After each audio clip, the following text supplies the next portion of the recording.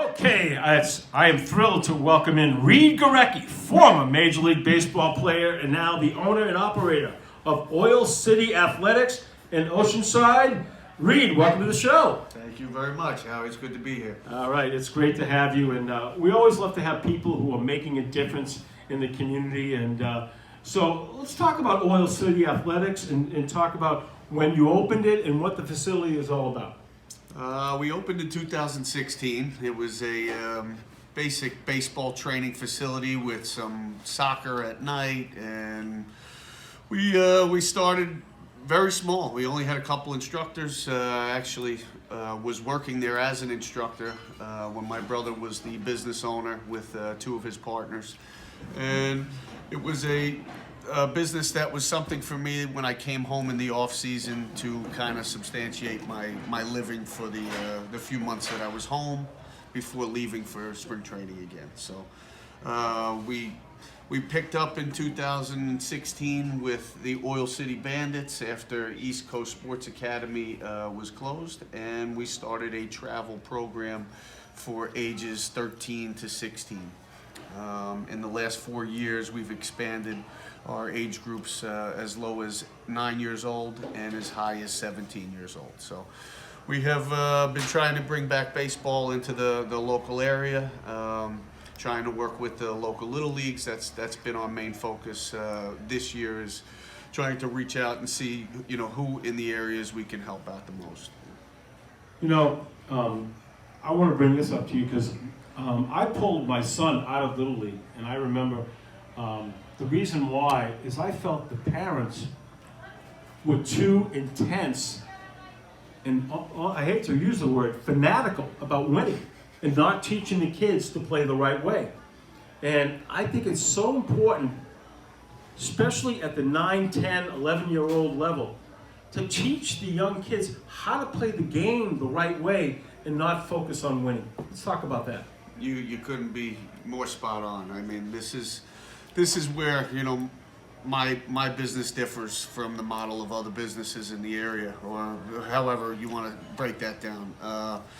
I focus on that side of it. I'm not here to put trophies on my wall. I'm not here to put trophies in your house. I don't play for the participation trophy at the end of the tournament or the end of the league.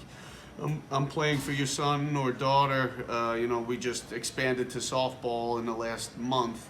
I'm playing so that when they graduate to their high school level of baseball, they are able to compete with anybody who's competing for the same job that they're competing for. And the parents in the day and age that we're living in, there are some crazy parents out there, man, and I was a player, and they were there when I was there playing as well. So, that's something that is always going to be part of the game. You're always going to have that fanatical parent or the guy that thinks his son is Derek Jeter, and why is he playing second base when he should be playing shortstop? That's just the nature of the beast. The kid at third base makes an error, and it's like, oh, well, my son should have been playing there. If he was playing there, we wouldn't have made that error, and we would have won the game. I'm not about the wins and losses. The wins and losses will come. 100%. It's actually better to teach them how to lose now, or not how to lose, but how to, try to continue to compete until the end of the game. That's where we're at right now. I remember running into a parent who was a coach in Little League, and he told me a story, and I heard the story, and I wasn't shocked. He told me that he was once coaching in a playoff game, and he purposely did not call 3 of the worst players on the team because he didn't want to put them in the game. He said, look, I'm not proud of it, but we wanted to win. And I said to myself, how disgusting to not call 3 kids because you wanted to win the game. I mean, I was nauseated by that, and I'm sure it happens. I mean, that was a proof of, to me, it was so nauseating. I mean, with the cheating that's going on and everything that's surrounding baseball right now, there's a big black cloud over the game, and it's It's happening at the youngest level as well. You have, 9-year-old kids that are supposed to be 9 that have, an 11-year-old playing against 9-year-olds. You have a 15-year-old playing against 13-year-olds. It's happening everywhere. People cheat, and it's terrible. But at the end of the day, if you can teach your kids how to, overcome that adversity, that's our goal. That's my teaching. I'm trying to teach them how to deal with the adversity of losing or that bad beat. That's something that I had to challenge myself with constantly to get to the next level, to get to A ball, to get to AA, to get to AAA. I always was challenging myself to, get past that next challenge. You know what, Reid? One thing that I think is so great about your facility and what you're doing is we just started a segment on our show about addictions. And he's not here today, but Michael O'Neill lost his best friend to an overdose and his very close first cousin to an overdose. And it's so prevalent in society.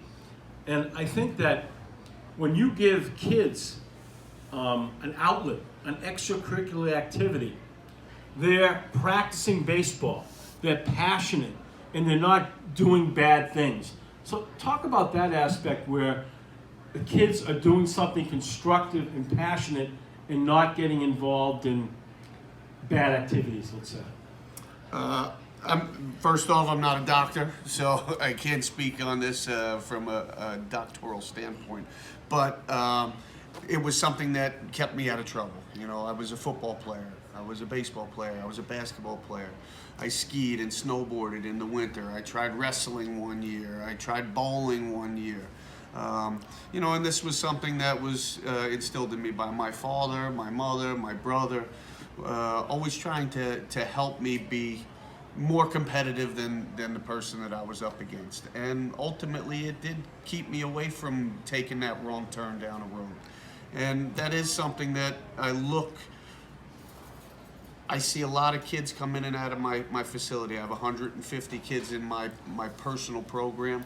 And I can see that there's maybe a bad path, and I really go out of my way when I see a bad attitude or something like that to try to find a deeper rooted problem, whether it's at home and I again, this is all just from being personable. Trying to get on the same page with a child is very difficult because being a child, not being able to express yourself is very tough. Yeah, absolutely. I mean, I ran a high school sports show for many years in Nassau County, and I just, I got very friendly with a lot of coaches, and especially right here in Long Beach, Ray Adams and Miguel Rodriguez, who run Long Beach Wrestling. And what they always said to me is that the high school athlete generally had better grades than kids that didn't perform sports because of, number one, discipline. They knew when they had to be at practice. They knew at 3 o'clock they had to be at practice. They knew at 6 o'clock they had to do their homework and study, but they were on a regimen. They were disciplined that they knew they had to be at a practice at a certain time, a game at a certain time. So they didn't have time to get into bad habits. They were so disciplined that because they had a passion, they allotted time for homework, for practice, and it made a difference in a positive way.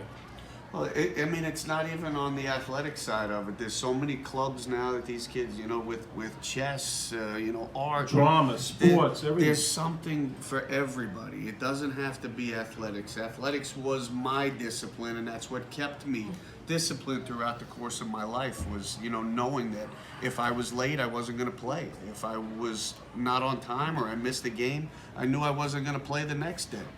But, that was something that carried me, and it was something that motivated me to want to have my schoolwork done so that I wasn't getting detention because I didn't have my homework finished. And, those were all things that,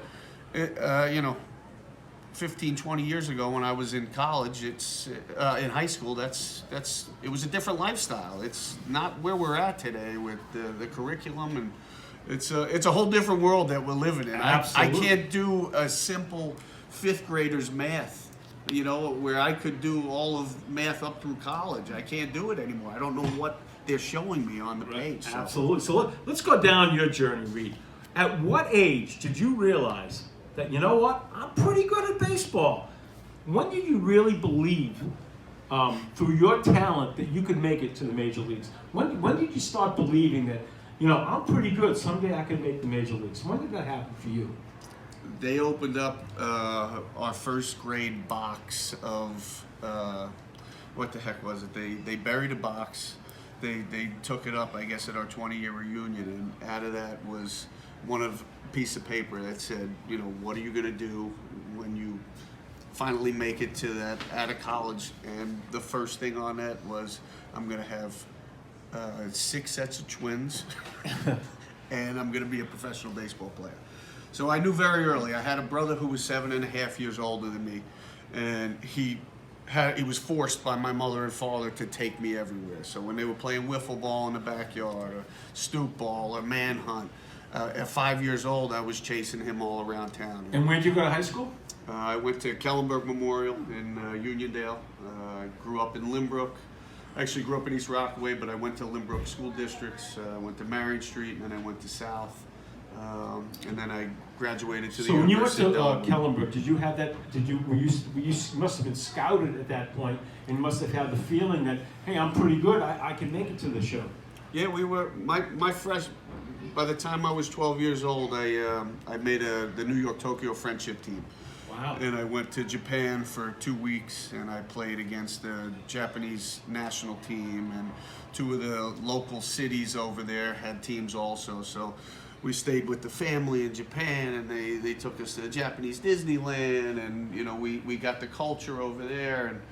And at that point, I felt like I was on the right path, and I knew what I wanted to do with life. But you know, at 13 and 14 years old, I was playing for an elite baseball team in the area that was traveling to Louisiana and Texas. And then at 15 and 16, we were traveling to Ohio and, you know, Mississippi. And then 17 and 18, we were in Michigan and Florida. So it was a journey that I chose very early in life. And Awesome. And let's talk about your debut with the Atlanta Braves. That had to be a dream for not only you, but for your family. Talk about what that was like, making your debut as a Major League Baseball player.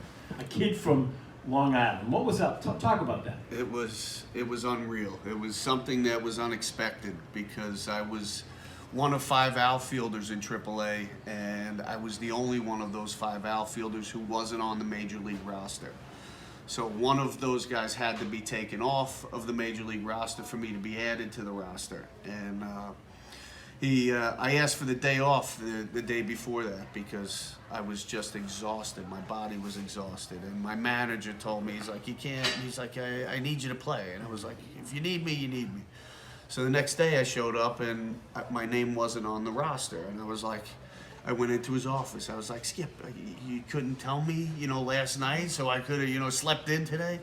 And sure enough, I caught the first pitch of the game, and then I got called up into his office, and he's like, listen, I need you to play today, but you're not playing for me, you're playing for Bobby Cox.